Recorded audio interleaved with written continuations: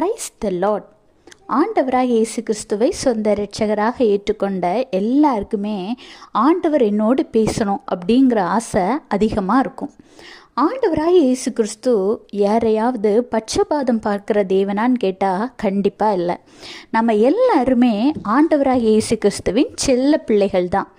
அவர் எல்லாரோடும் பேசுவார். எப்படி ஒரு தந்தை தன் பிள்ளைகள் எல்லாரோடும் பேசுகிறாரோ அதே மாதிரி தான் ஆண்டவராக இயேசு கிறிஸ்துவும் எல்லாரோடும் பேசுகிற தேவனாக இருக்கிறார்.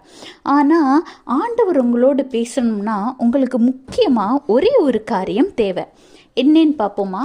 மத்தேயு 5:8, இருதயத்தில் சுத்தமுள்ளவர்கள் பாக்கியவான்கள், அவர்கள் தேவனை தரிசிப்பார்கள். உங்கள் இருதயம் சுத்தமுள்ளதாக இருக்கணும். அதாவது உங்கள் மனதிற்குள் பிறரை குறித்து குறை சொல்லக்கூடாது. பிறரை குறித்து தவறான ஒரு எண்ணத்தை நீங்கள் வைத்திருக்கக்கூடாது. பிறர் மீது கோபத்தையோ எரிச்சலையோ வன்மத்தையோ பொறாமையையோ நீங்கள் காட்டக்கூடாது. எல்லாவற்றிற்கும் மேல் உங்கள் மனதிற்குள் பெருமை இருக்கக்கூடாது. தாழ்மை உள்ள பிள்ளைகளாக இருக்க வேண்டும். இப்படியெல்லாம் இருந்தாதான் ஆண்டவர் என்னோடு பேசுவாரா அப்படின்னு கேட்டால், எல்லாரோடும் ஆண்டவர் பேசிக்கொண்டு தான் இருக்கிறார். ஆனால் இப்படி இருக்கிறவர்களோடு ஆண்டவருடைய நெருக்கம் அதிகமாக இருக்கும்.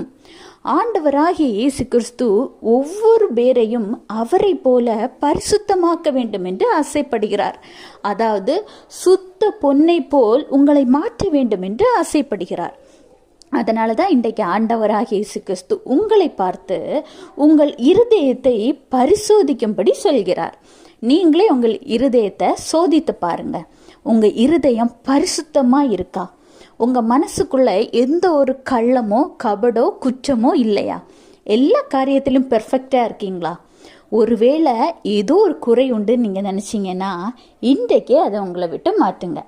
ஆண்டவராகிய இயேசு கிறிஸ்துக்கும் உங்களுக்கும் இருக்கக்கூடிய ஐக்கியம் அதற்கு பின்பு ரொம்ப அட்டாச்மெண்ட்டாக இருக்கும், அதிகரிக்கும். அதை நீங்களே பார்ப்பீங்க. Have a blessed day. Jesus bless you.